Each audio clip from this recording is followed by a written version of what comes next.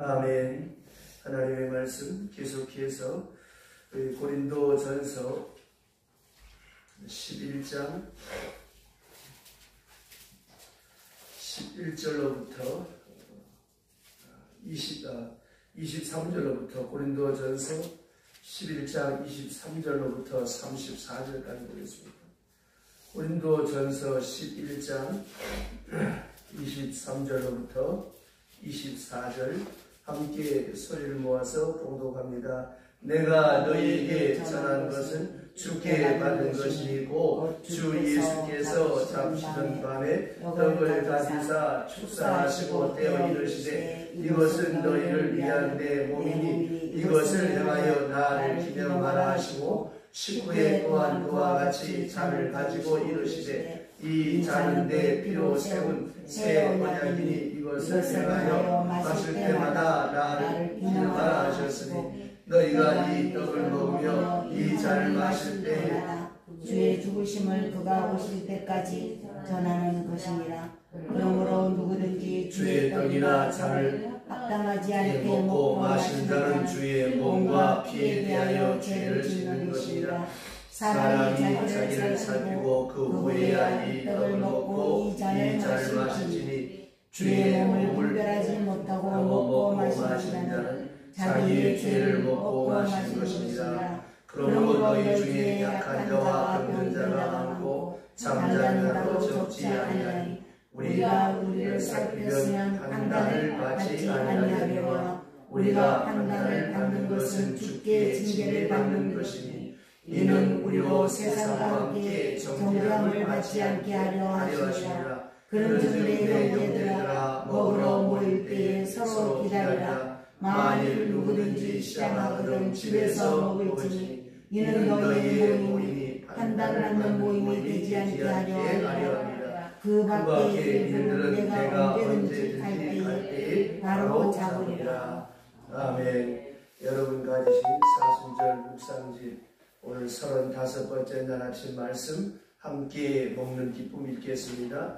도시락을 싸서 다니던 시절에는 달걀, 소시지, 동그란 뱀 같은 반찬을 가져오면 최고였습니다. 점심시간이 되면 삼삼오오 둘러앉아 도시락을 까서 같이 먹습니다. 그런데 좋은 반찬을 혼자 먹겠다고 쉬는 시간에 화장실에 가서 몰래 먹는 아이, 2교시 끝나고 맛있는 반찬을 얼른 먹는 아이들 등 다양합니다. 못 사는 아이들은 김치나 콩자반을 싸우는데 혹시나 하는 기대감에 점심시간에 모여 도시락을 함께 열었을 때 실망감과 배신감이 얼마나 컸는지 모릅니다. 출애굽 때 이스라엘 백성들은 무교병을 나눠 먹고 문지방과 설치에 풀을 받아 죽음의 재앙을 피했습니다. 바로 이 6월절의 의미를 성찬인 떡과 포도주에서 보여주셨습니다. 6월절을 통해 이스라엘 백성을 출애굽시키듯이 어린 양의 피로서 원하신 것을 기념하며 성만찬을 준비하셨습니다. 예수께서 대속하신 사랑이 얼마나 값진 것을 기억하고 그 사랑이 우리의 삶에 드러날 것을 기대하며 베푸셨습니다. 그런데 바울은 고린도 성도들의 성만찬을 칭찬할 수 없었다고 합니다. 누구는 배불리 취하러 먹고 마시지만 그렇지 못한 사람들이 발생하면서 갈등과 분쟁의 자리가 되었습니다. 예수님의 희생으로 생명을 주을 기억하고 감사하는 자리가 불평과 원망의 자리가 되었습니다. 화목 제물을 나누어 먹듯이 하나의 공동체됨을 확인해야 할 자리가 분열과 나눔의 자리가 되었습니다. 예수께서 우리를 구원하셨던 첫 번째 사랑의 자리를 기억하는 것이야말로 가장 좋은 신앙의 모습입니다. 성만찬 할 때마다 그분께서 나를 위하여 당신의 살이 찢기고 피 흘린 사실, 목숨을 주신 사실, 새 생명을 주신 사실을 기억하기 위하여 성만찬합니다. 그리하여 이 구원이 누군가에게 흘러가야 하고 그 생명의 빛을 이웃에게 갚으라. 결단하는 자여야 합니다. 이 땅에 오실 예수님을 기억하고 기념하는 자리가 되어야 합니다. 아멘. 이 고린도전서 11장에는 1절로부터 16절을 보게 되면 이 고린도 교회가 공예배로 모일 때 지금 여러분들이 성당에 가보시면 머리에 묘사포를 쓰고 미사 드린 것을 볼 수가 있을 것입니다. 이 고린도 교회에서 이 머리에 수건을 쓰지 않고 참여하는 여인들 때문에 이 분란이 보다 더 심각한 문제를 일으키고 있어서 바울이 거기에 대한 권면과 함께 특별히 오늘 이 현대 교회에 있어서는 이 성찬 이식에 대해서 여러 가지 많은 문제점이 있는데 특별히 초대교회에서도 이 성찬 이식이 단순히 하나의 상징적인 형태로 행하여지지 않고 이 교제를 겸한 공동 식사의 형태로 향하여졌습니다. 그러니까 엄밀히 말하자면 그리스도의 죽음을 기념하는 그런 성찬과 성도의 공동 식사였던 이 애창으로 구분이 되지만 양자의 경우에 대부분의 경우에 이 성만찬이 본래 의도와는 다르게 변색되어져 있었기 때문에 바울이 이 문제에 대해서 지금 심각하게 지적하는 것입니다. 특별히 이 성도의 친교를 도모하는 이 애찬의 이 본래 의도가 그만 상실되어 버리고 이 부자와 가난한 사이에 이런 갈등을 초래하게 되었는데 그 당시 애찬은 성도들이 각자 집에서 나름대로의 그 식사를 준비해서 교회에 가지고 와서 함께 이렇게 나눠 먹게 되었습니다. 우리 교회로 말하면 이 절기 때마다 우리 교인들이 하나씩 자기가 잘하는 요리를 해서 가지고 와서 쭉 그 뷔페처럼 나누어 놓고 함께 식사하는 것과 같이 초대교회도 그와 같이 했는데 문제는 부자와 가난한 사람들의 문제였습니다. 부한 사람들은 부한 사람끼리 모여서 함께 식사를 하게 되고 또 가난한 사람들은 가난한 사람들끼리 이렇게 교제하고 식사를 하다 보니까 여기에 이제 먹는 문제 때문에 이 교회가 심각한 갈등을 일으키게 됐다고 한 것입니다. 그러니까 이 경제적으로 부유한 자들이 각자 준비한 음식을 가난한 자들과 나누지 않고 또 가난한 자들은 교회에 오기 전에 먹고 싶은 그런 마음으로 이렇게 배고픔을 채우려고 하다 보니까 먹는 문제가 초대교회 안에서 상당한 문제가 생겨졌습니다. 그것이 이제 17절로부터 22절에 나타나 있는 말씀입니다. 그래서 바울은 이러한 처사에 대해서 엄밀히 책망하고 이 성찬 이식의 유래에 대해서 그 의미를 23절과 26절에 말씀하고 그래서 당연히 이 성찬은 이 경건이 그리고 교회의 모든 형제들과 함께 이 바르게 시행되어져야 할 그런 소중한 말씀을 27절부터 34절에 말씀하고 있습니다. 사실 성찬은 인간들끼리 먹고 마시며 즐기는 행사가 아니라 예수 그리스도께서 자신의 살과 피를 희생의 제물로 바친 사건을 우리가 기념하고 또 엄숙하게 행해야 되는 그런 거룩한 예식입니다. 그래서 지금도 천주교에서는 화채설을 주장하는 그 신부가 떡과 잔을 가지고 기도하면 이것이 예수님의 몸과 피로 바뀐다. 이렇게 화채설을 주장하고 우리는 그것을 기념하는 예식으로 진행을 합니다. 그러니까 개신교회에서는 주께서 우리 위하여 죽으신 그 사실을 기억하고 기념하면서 이 성찬의 의미가 무엇이고 이 잔의 의미가 무엇인가 하는 것을 다시 생각하는데 이 성찬에 임하는 사람의 마음의 자세가 어떠해져야 되겠습니까? 떡을 받을 때마다 주께서 나를 위하여 거룩한 옥체를 깨뜨리셨구나 하는 사실을 감사하고, 잔을 받을 때마다 주께서 내 죄를 사해 주시기 위하여 보혈의 피를 흘리셨구나. 이 주께서 베푸신 은혜와 사랑, 그 구원에 감사하면서 내 자신도 주님을 위하여 몸과 마음을 바쳐 충성하고 봉사하겠다고 하는 그런 각오로 이 성찬에 임해야 하는데, 만약에 그렇지 않고 성찬에 참여하게 되면 결국 그 사람은 예수 그리스도의 살과 피를 범하는 죄에 빠질 수밖에 없고, 따라서 하나님의 심판을 면할 길이 없다고 하는 것입니다. 그러나 진정 예수께서 우리 성도들을 위해서 얼마나 큰 사랑을 베풀어 주셨는지를 깨닫는 사람에게는 주께서 보여주신 그 사랑의 어문을 따라서 다른 사람을 위하여 봉사하고 희생하는 그 사랑을 실천하게 되어지는 것이 이 성찬이 우리에게 주는 교훈이요 의미입니다. 그러니까 내가 주님의 떡과 잔을 받아 마시면서 나 같은 죄인을 구원하시기 위해서 옥체를 깨뜨리시고 나를 위하여 피 흘려 죽으시고 내 죄를 사하시기 위하여 보혈의 피를 흘리신 주님의 은혜를 기억하면서 나도 그 떡을 먹고 그 잔을 마시고 이제 세상에 나가서 주님의 몸을 깨뜨렸던 것처럼 내 자존심을 깨뜨리고 내 손끝에서 내 발끝에서 그리스도의 사랑이 재현되어질 수 있도록 그렇게 살아가기 위한 그리스도의 은혜에 감격하며 행하는 것이 이 성찬 예식입니다.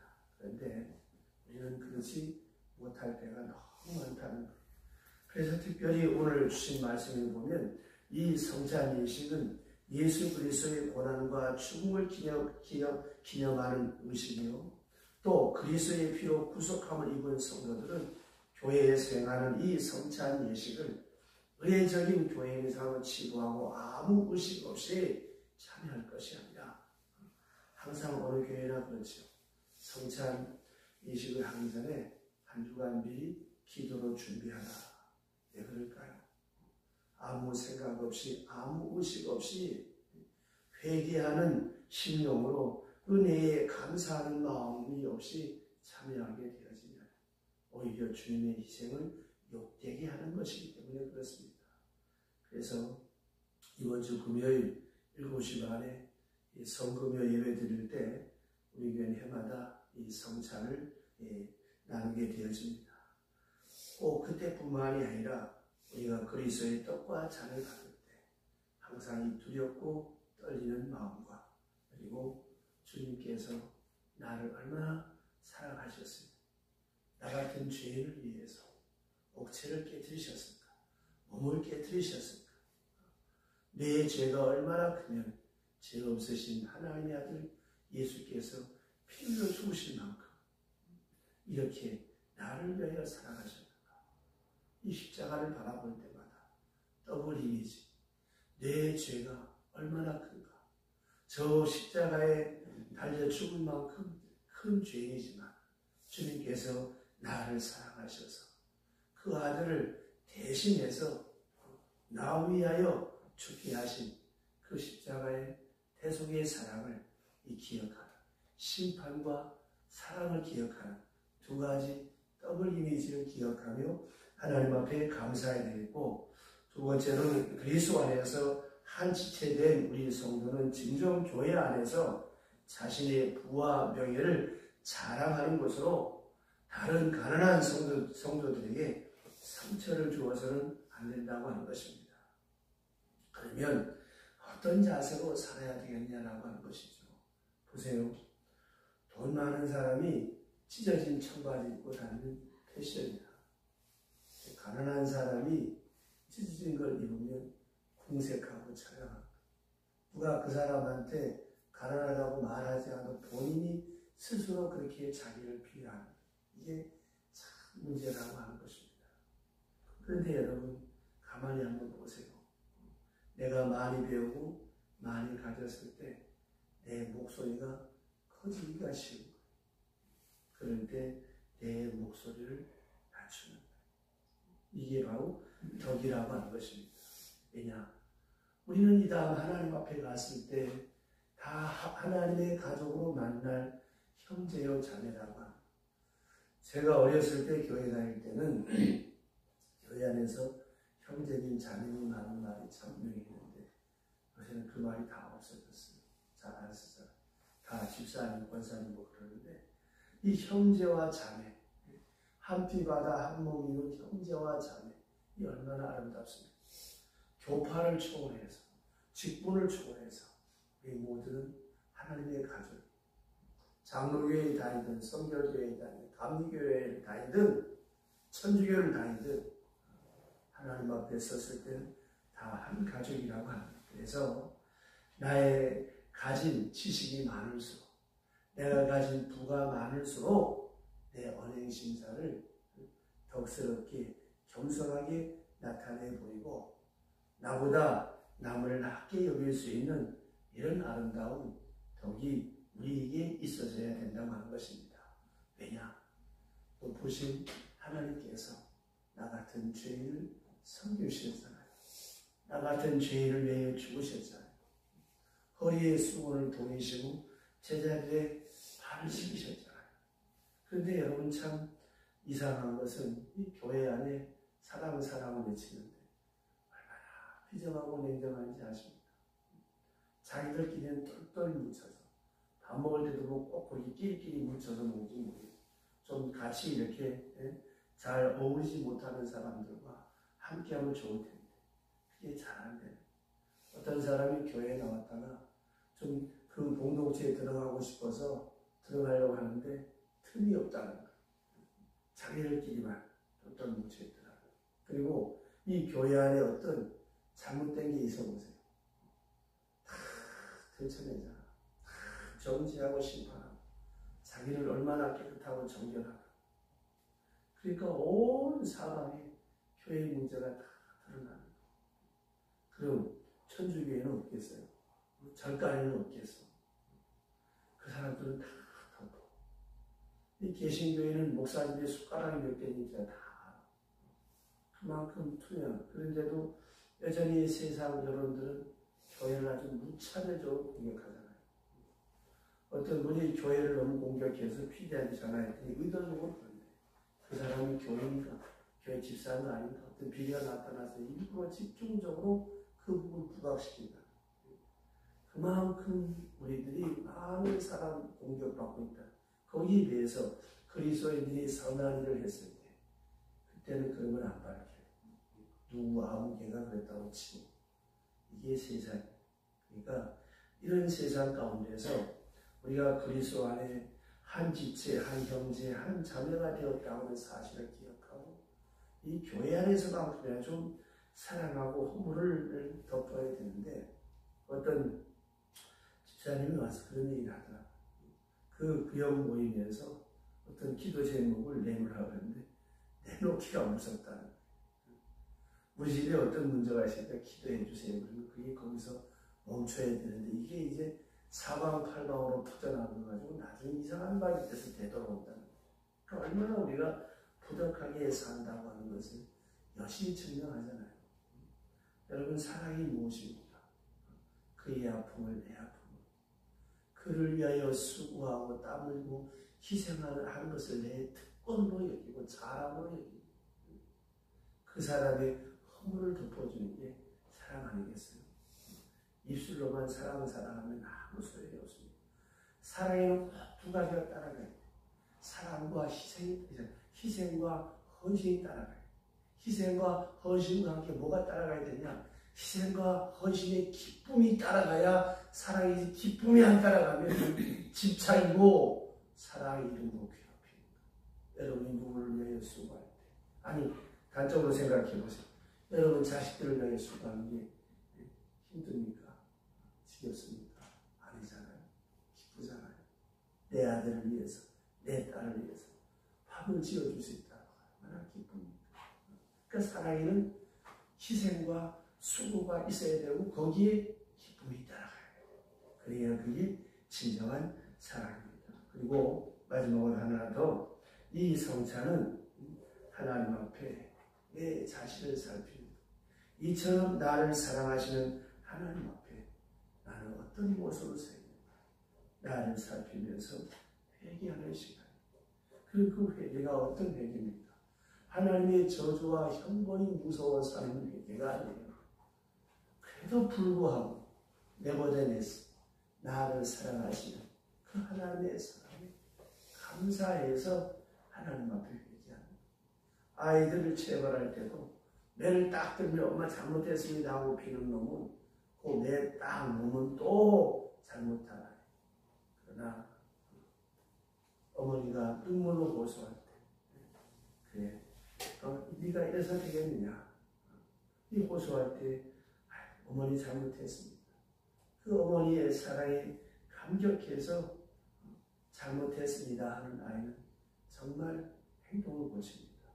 그와 마찬가지로 우리가 떡과 잔을 받을 때마다 나 같은 죄인을 사랑하시고 끝까지 참아주시고 또 돌이키기를 기다리시는 그 하나님의 사랑을 기억하면서 하나님 앞에 내 그릇된 삶을 회개하고 그 사랑의 힘을 입어서 나도 세상에 나가서 사랑의 빚진 자로서의 삶을 살아가는 것이 이 성찬의 의미입니다. 오늘 이 성월요일 첫날 예수께서 예루살렘 성에 입성하시고 그 성전에 가서 가는 도중에 무화과가 있는데 좀 열매를 찾아보니 열매가 없었어요. 그 열매를 그 무화과를 저주하시잖아요. 이게 무엇입니까? 바리새인, 사두개인의 성경, 얼마나 성경을 많이 연구했어요.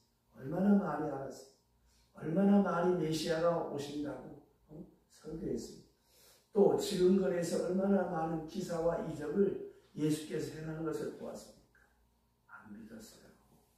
눈앞에 기적이 나타나도 우리는 기적을 보여줘 믿는다고 하지만 안 믿습니다. 그래서 잎이 무성한 무화과나무와 같은 그 당시 바리새인과 사두개인들을 주님께서 심판하십니다.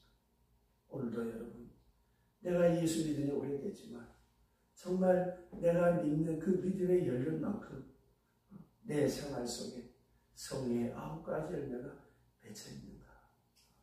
나를 살펴야지. 도대체 예수를 어떻게 믿었기에 예수 믿기 전이나 지금이나 하나도 달라진 게 없다면 정말 회개 많이 해야 될 사람이지. 또 하나, 이 하나님의 성전이 시장터가 되어버렸어. 내 마음 성전이 어지럽고 복잡하면 하나님의 음성이 들리겠습니까? 심령이 가난한 자는 복이 있다고 했습니다. 말씀의 거울 앞에 성령의 조명하심 앞에 내 마음에 어지럽고 복잡한 모든 요소를 제하고, 그래서 내 안에 하나님의 음성이 들려줄 수 있도록 우리의 마음 성전이 깨끗해져야 되겠죠. 바로 이것이 오늘 이 월요일날 있었던 예수님의 사역 가운데 첫 번째 사역입니다. 이 아침 하나님, 나는 정말 내 믿음의 열릴 만큼 아름다운 믿음의 열매, 사랑의 열매, 소망의 열매가 맺혀 있는가? 성령의 열매가 맺혀 있는가? 내 마음이 예수를 믿는다고 하면서 여전히 시장터처럼 복잡하고 어지러워서 하나님의 음성이 들려지지 않고 있지는 않은가? 나를 살피는 이 하루가 되시기를 주의 이름으로 축원합니다. 기도합시다. 하나님,